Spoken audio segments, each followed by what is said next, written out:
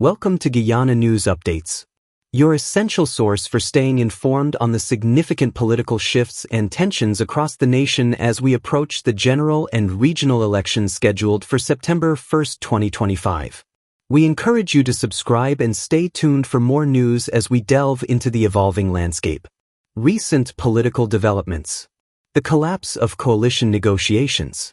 Talks between the Alliance for Change, AFC, and a Partnership for National Unity, APNU, for a unified front have broken down.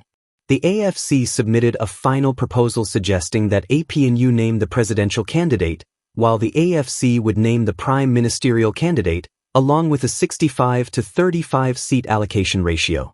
However, APNU rejected this, insisting on also naming the prime ministerial candidate, a demand the AFC deemed totally unacceptable. According to PNC executive Sherwood Lowe, the AFC's initial demands, including a 60% stake and changes in who should name the representative of the list, led to the collapse of earlier talks, despite a later scaled-back proposal. Lowe further stated that APNU decided to select its own prime ministerial candidate due to the lateness of the hour after talks broke down. Key defections and realignments. Significant defections have occurred, with executive members Juritha Fernandez, Sherrod Duncan, and Dionarine Ricky Ramsarup having their memberships formally cancelled by the AFC after defecting to APNU. Juritha Fernandez, a high-profile AFC member and former parliamentary representative, has notably been tapped to be APNU's prime ministerial candidate, marking a major shift in opposition dynamics. Emergence of new political entities. Amidst these realignments, new parties are entering the political arena. Amanza Waltendesser, a former People's National Congress Reform (PNCR) member of parliament, has resigned from the PNC, citing being sidelined, undervalued, and silenced, and has launched a new political movement called Forward Guyana. Additionally, Azruddin Mohammed, a businessman sanctioned by the U.S. government, has named his political party We Invest in Nationhood. Electoral warnings and regulations. Attorney General Anil Nanlal has issued a strong reminder of severe penalties under the Representation of the People Act for anyone obstructing or interfering with voters or disrupting election officials. This warning followed reported comments from opposition leader Aubrey Norton encouraging polling agents to block voters speaking foreign languages, which Nanlal denounced as reckless, irresponsible, discriminatory, and xenophobic. Guyana's electoral laws have, in fact, permitted interpreters to assist voters with language barriers since 1987. Stay tuned to Guyana News Updates for continuous coverage and in-depth analysis of these pivotal developments as the country gears up for its 2025 elections. Don't forget to subscribe to our channel to ensure you're always informed. The podcast discussion begins now. Welcome to the Deep Dive. If you've been keeping an eye on the political scene here, wow, you know it's just a whirlwind right now. Absolutely. Things are moving fast. Yeah, and with the general and regional elections locked in for September 1st, 2025, the stakes really couldn't be higher. So today, we're going to take that deep dive into the really intense and frankly pretty surprising developments leading up to those elections. There's a lot to cover. We're talking internal party stuff, these unexpected defections. Big ones. Yeah, big ones. Coalition talks that just fizzled out. Completely. Plus new political players popping up, and then those, really crucial reminders about election integrity. Right. So our mission here really is to help you cut through all that noise. Exactly. We've been digging through the latest news, official statements from, all the different camps. Trying to pull out the key bits of info. Yeah, the important nuggets so you can quickly get a handle on this complicated political dance that's happening. We want to give you that context, that clarity. Make sense of what looks messy. Right. Think of it as your shortcut to being up to speed on the latest twists and turns. Okay, get ready then, because we're about to unpack some really seismic shifts. Where do we start? The AFC bombshell. Let's jump right into that. Yeah, the Alliance for Change, the AFC, just dropped a major announcement. They've formally canceled the memberships of 3 executive members, Juritha Fernandez, Sherrod Duncan, and Dionarine Ricky Ramsarup. And this isn't just, like, a minor thing. No, not at all. Yeah. Direct hit. Right. The AFC basically said this drastic step came after they confirmed these folks had, well, defected to APNU, a Partnership for National Unity. And we're actually participating on APNU's candidate list already. Exactly. Apparently, the ASC General Secretary tried to get clarification from them after the media reports surfaced. But got nothing back. No response. So the party had to, independently verify that they'd officially signed up with APNU. Wow. So it's a very public break. And it's happening right in the middle of these already, let's be honest, super fragile coalition talks between the AFC and APNU. Yeah, the timing is definitely significant. And the AFC, they've certainly put out their side of the story, explaining how they saw these critical talks breaking down. Mm-hmm. They said they gave APNU what they called a final proposal back on Tuesday, June 17th. Sent it through an intermediary. Okay, what was in it? Well, it outlined a power-sharing deal. Mm-hmm. APNU gets to nominate the presidential candidate. Okay. And the AFC names the prime ministerial candidate, which, they pointed out, follows that 2015 tradition. Right, the Cummingsburg Accord model, sort of? Kind of. They also proposed a 65% seat share for APNU, 35% for AFC. So APNU still gets the lion's share. Definitely. And they wanted an independently nominated representative of the list. So, it looked like a potential path forward. Okay, but then what happened? Well, the AFC claims APNU rejected it the very next day, Wednesday, June 18th. Rejected it how? They say APNU insisted on also naming the AFC's prime ministerial candidate. Wait, APNU wanted to name the PM candidate for the AFC. That's what the AFC is saying, and they called that totally unacceptable. I can see why. Yeah. They were pretty blunt in their statement, saying, this last proposal gave APNU all they have been asking for. It is now clear the APNU was and is not interested in the coalition. They felt it was, a balanced and fair offer. Especially given APNU's size. Yeah, but, this is a big but. There's always another side, right? Always.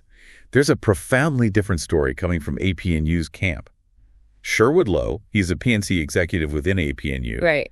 He claimed the AFC actually went berserk during the negotiations. Went berserk. Okay, that's a strong language. Very. Lowe's point was, if the AFC had just stuck to their first proposal from months ago, that same 65-35 split, but with APNU naming the representative of the list, they could have had a deal signed ages ago. So Lowe is saying the AFC were the ones changing things. That's his claim.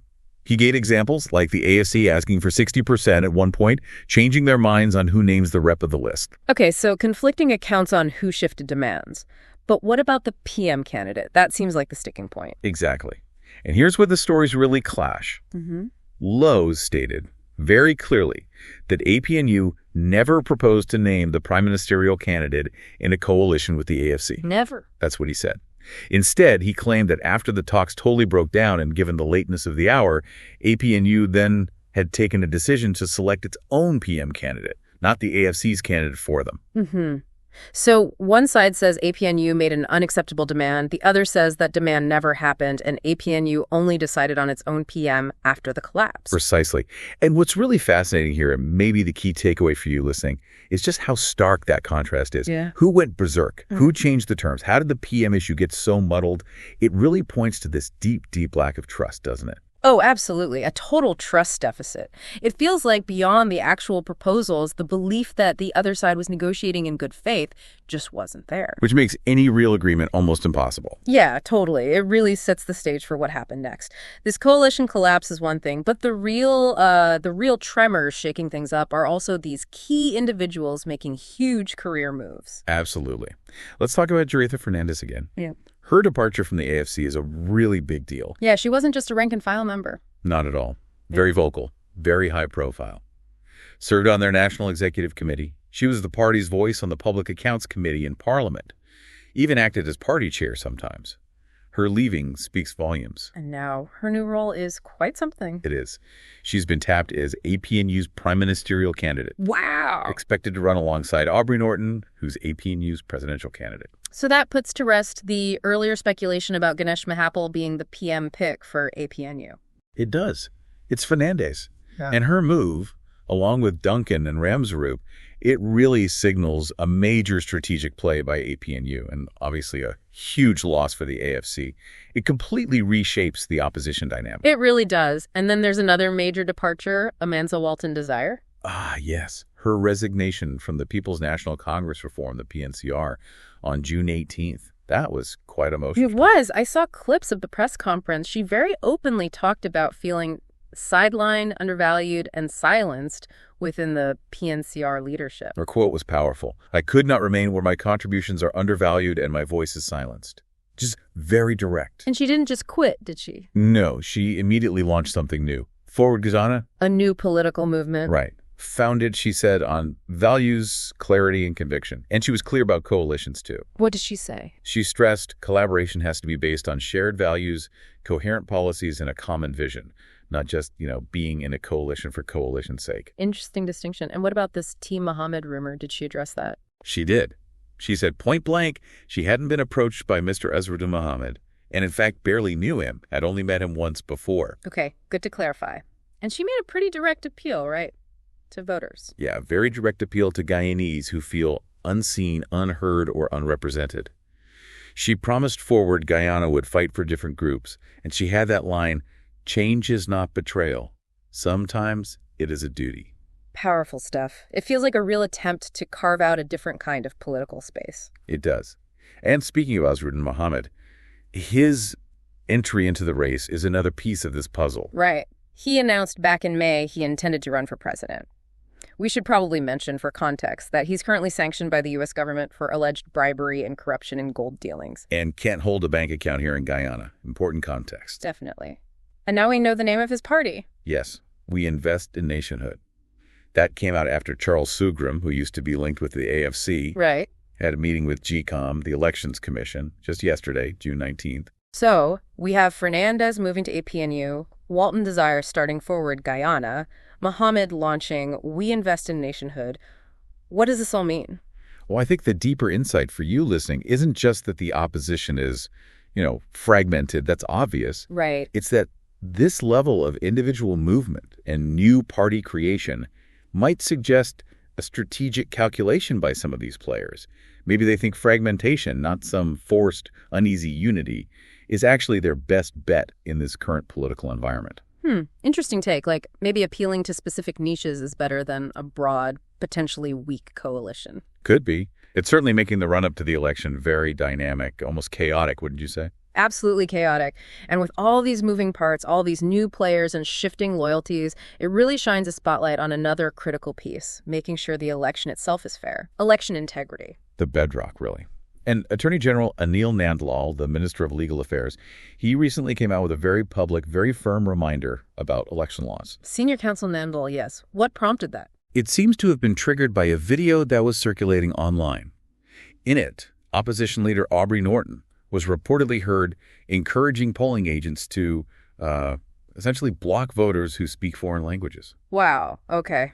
That's problematic. To say the least.